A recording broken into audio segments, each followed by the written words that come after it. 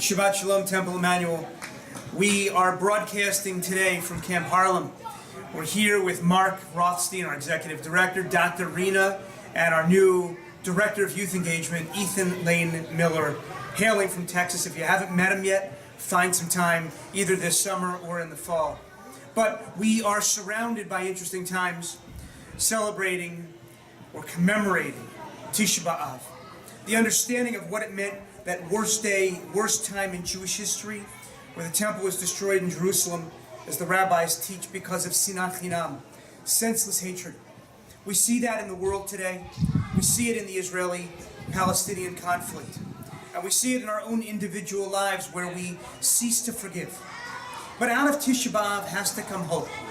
And Ve'ed Hanan, in our Torah portion, as Moses begins to see his last days, he's told, he looks into Israel. He knows he'll never make it there. But he doesn't have to, because he's creating the vision for the future. He looks in and he's hopeful that his people will carry, that Joshua will lead the people into creating a society that's just and fair, and that has the most beautiful pieces of Jewish tradition incorporated into its practice. And I stand here with Rabbi Rick Jacobs, President of the Union for Reform Judaism, who is that visionary right now for our movement moving forward, who has been at the forefront of negotiations with the Presbyterians in Israel, on the ground, helping us to get through the difficult times that we're in. And that vision we share with Temple Emanuel right now. Rabbi Jacobs. First of all, the vision of Jewish life that Moses is asked to lift his eyes. Because again, when you're looking down, you don't see that vision. You look up, and I'm looking up, and I'm seeing Camp Harlem. I'm seeing young people taking hold of Torah. I'm seeing dynamic rabbis who have a vision of using technology to connect people. I see everywhere I look opportunities and possibilities. We just commemorated Tisha B'Av. We know about the pain of Jewish life. But this week is the week of Nachamu, the idea of comfort and regeneration and hope.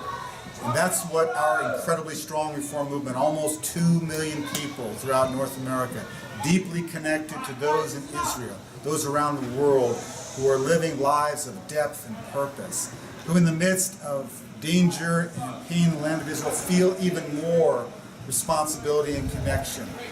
So it is for us a moment to find hope. And I'll just leave you with the words of Yehuda Amichai, the great Israeli poet, who in his poem In the Old City uses the word nega, which means either a plague or disease. And we know negaim in the Torah are the plagues of Egypt. But he uses it in a unique way. He says, we are commanded to be nigu'ei tikva, infected with hope. That's our tradition. And as I stand here with a remarkable colleague who I admire and learn from, I feel that we are truly, as a movement and as a people, even in the midst of the darkness and the challenges, we're infected with hope. Shabbat Shalom, Temple Emanuel. And with Nachamu, we also understand Yehuda Amichai's other poem, Tayarim, tourists. We can't afford to be tourists. We can't look at Temple Emanuel and the buildings, the edifices of the Jewish community and say that's the Jewish community, because it's not. It's Rabbi Jacobs, it's myself, it's each and every one of you. If you stand on the sidelines, we can't hope together, we can't vision together, we can't look into the land of Israel together to find hope and to find inspiration. So Nachamu, find comfort at your Temple Emanuel community on this Shabbat. We have services at 6 and at 8 p.m. Come and celebrate Shabbat and the beauty of comfort with community. And Saturday night, down the shore, Huntington Beach in Margate, we will end Shabbat together with Havdalah 2 times for 2 groups, 5:30, 7 p.m. If you have younger families, come at 5:30. Join us for Havdalah, 7 p.m.